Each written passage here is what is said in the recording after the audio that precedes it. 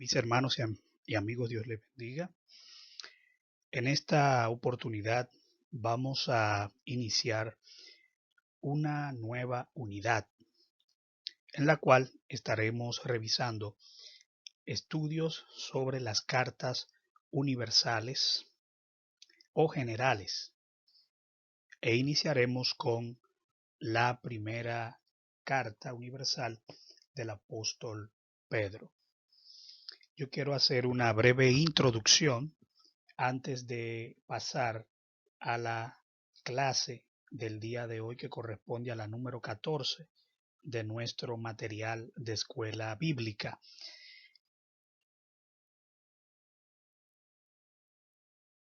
Las cartas generales o universales o católicas, como también se le conoce, tienen una diferencia con las epístolas que escribió el apóstol Pablo, en que estas no están dirigidas a ninguna iglesia en particular, sino a creyentes en general.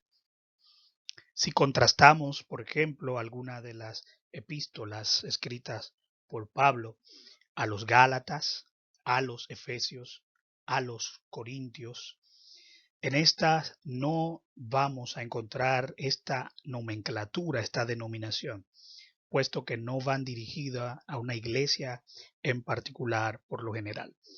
Dos de ellas, segunda y tercera de Juan, están dirigidas específicamente, ¿verdad? Y eso hace una pequeña diferencia con las demás.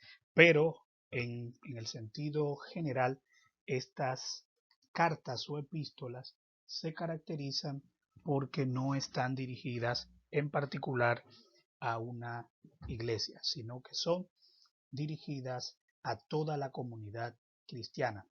Llevan los nombres de los autores y no de los destinatarios.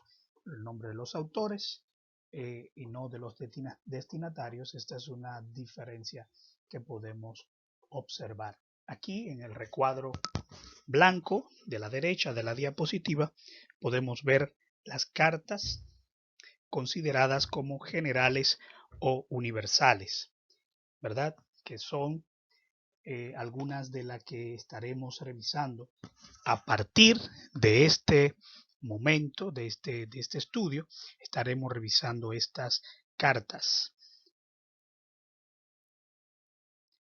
La primera epístola universal de Pedro. El autor, él inicia diciendo que es Pedro, apóstol de Jesucristo. Esto no deja mucho espacio para discusiones acerca de quién podría ser el autor, puesto que no hubo dentro de los discípulos o apóstoles del Señor Jesucristo otro con este nombre que se conociera, y además en su escrito vamos a encontrar vinculaciones, ¿verdad? Con este hombre llamado Pedro, a quien el Señor lo hace pescador de hombres, un hombre que se dedicaba a la pesca y que el Señor lo rescata y lo convierte en uno de los pilares de la fe en la iglesia primitiva. Su nombre en hebreo, sí, que es Simón, en arameo Cefas, ¿verdad? En griego Petros. Todo significa piedra y habla del carácter, de la resiedumbre, ¿verdad? De este hombre, como lo vamos a ver testificado en lo adelante, en toda la historia del Nuevo Testamento.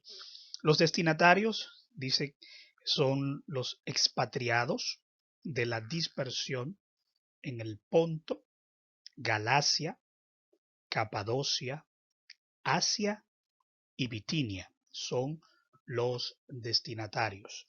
Como esta es una carta, esta carta inicia mencionando quién es que envía la carta, a quién se la envía, ¿verdad?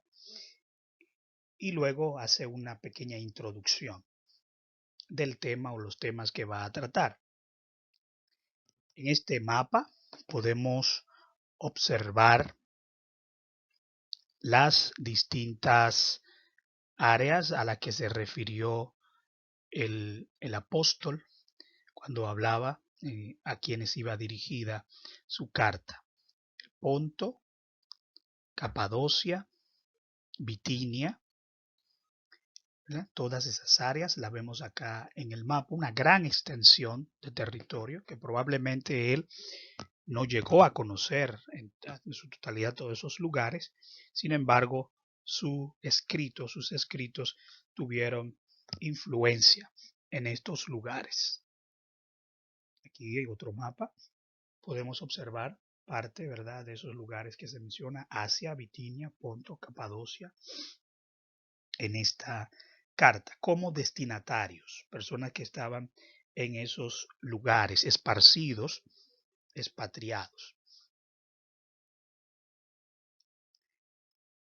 Y seguimos hablando de los destinatarios, que menciona que eran expatriados, los que estaban en la dispersión, que estaban fuera de su patria, que estaban en un territorio que no era el propio. Por extensión, esto también se refiere a nosotros, que estamos como peregrinos y extranjeros. Fíjense que podemos aplicar lo escrito en estas cartas a nosotros, puesto que ha sido escrito a la generalidad y trasciende los tiempos, no como otras cartas o epístolas que fueron escritas a una iglesia en particular, con una situación particular, que no podemos tanto hacer esas aplicaciones tan directas, pero en este caso, por extensión, también se refiere a todos nosotros que vivimos, ¿verdad?, esparcidos, expatriados.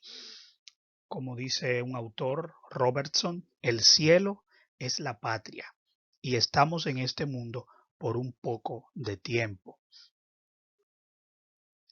Si bien no fue dirigida a todas las iglesias, por la extensión que cubre, según vimos en el mapa anteriormente, se incluye esta carta dentro de las generales o universales. La ocasión en la que fue escrita esta epístola o esta carta del apóstol Pedro, la iglesia estaba siendo perseguida, vivía un tiempo de gran sufrimiento, de dolor, un tiempo difícil, un tiempo en el cual realmente su fe estaba siendo probada, estaba siendo pasada por el fuego. Se vivía en los tiempos de Nerón, un hombre déspota, malvado, ¿verdad?, que todos nosotros conocemos, y que tomaba incluso tomó a los cristianos para iluminar o incendiar como antorchas los caminos de la ciudad. Se cree que esta carta debió haber sido escrita aproximadamente entre el año 60 y 64 después de Cristo. Algunos la ubican en el 62 a 64, otros en ese periodo de tiempo entre 60 a 68. Es una variabilidad en cuanto a esto, pero lo más cercano, las fechas que más coinciden, hablan aproximadamente 60, 64 después de Cristo. Y fue escrita, el apóstol en el capítulo 5, verso 13, dice que fue escrita en Babilonia. Esto puede referirse a Babilonia en la Mesopotamia y otros lugares, en un lugar también conocido con este nombre en Egipto, pero lo más probable es que en sentido el apóstol se estuviera refiriendo en un sentido figurado a Roma con este nombre de Babilonia. De hecho, la tradición dice que allí es donde muere el apóstol, ¿verdad? En Roma, lo que hace más probable que él haya estado allí. Y menciona a Silvano, que dice que por conducto de él se hizo la comunicación, y Juan Marcos, ¿verdad? Los menciona que junto a él. Hablando, ¿verdad?, del tiempo que se vivía en el momento en que se escribe esta, en el, ¿cuáles fueron los motivos por los que se escribe esta carta?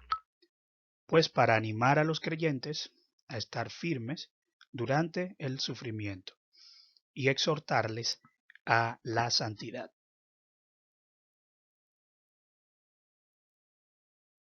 Los temas de lo que trata esta carta, según un autor llamado de apellido de Bryce, habla de que el tema es el sufrimiento y del comportamiento del cristiano bajo circunstancias de sufrimiento. El clásico autor Meyer Pearman, en su libro de A través de la Biblia, libro por libro, habla de que el tema principal es la gracia y la suficiencia de la gracia divina y su aplicación práctica con relación a la vida cristiana y para soportar la prueba y el sufrimiento. Este es un bosquejo que también propone el profesor, el doctor Pérez Millos, ¿verdad? Se lo dejo este esquema para que pudieran revisarlo. Dice que primero el primer capítulo, ¿verdad? Un saludo. Posteriormente habla del remitente y los destinatarios, versos 1 y 2. Una segunda parte que habla de gracia y salvación, hablando de la seguridad de la salvación, de los versos 3 al 12, que la salvación es preservada por el poder de Dios, en los versos 3 al 5, probada por el sufrimiento, los versos 6 al 9, anunciada por los profetas, versos 10 al 11 del capítulo 1, y también de una tercera parte habla de la vida en la salvación. En el los versos 13 al 25, que esta gracia, esta salvación, esta vida de salvación demanda santidad, los versos 13 al 16, demanda respeto reverente, versos 17 al 21, y demanda amor, versos 22 al 25. Vamos entonces, hermanos, así, recordándoles que vamos a estar estudiando estas epístolas en diferentes clases. Veremos en esta ocasión la clase número 14, Sed santos en toda manera de vivir, basada en Primera de Pedro capítulo 1, desde el verso 1 hasta el verso 25. Primera de Pedro 1, del 1 al 25 es nuestra base bíblica. Como siempre, la afirmación fundamental dice: las Sagradas Escrituras exhortan a vivir una vida de santidad, así como Dios es santo. El versículo para meditar se encuentra en Primera de Pedro, capítulo 1, verso 17.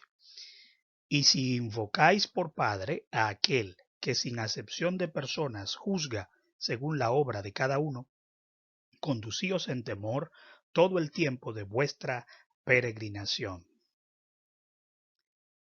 Tenemos tres objetivos: distinguir los elementos de una carta del primer siglo, y ya los hemos mencionado, acerca del remitente, ¿verdad? Hablamos del autor, hablamos de a quién va dirigida, de los destinatarios, hablamos de una introducción, lo cual veremos. Estudiará los destinatarios de la primera carta de Pedro, quiénes eran, y analizar el concepto del peregrinaje del creyente en este mundo. Muy bien, entonces este es el final de esta primera parte, ya que la hemos dividido en dos. Les invito entonces a que pasemos a la segunda parte de este video, que es donde vamos a analizar la clase número 14 correspondiente al día de hoy.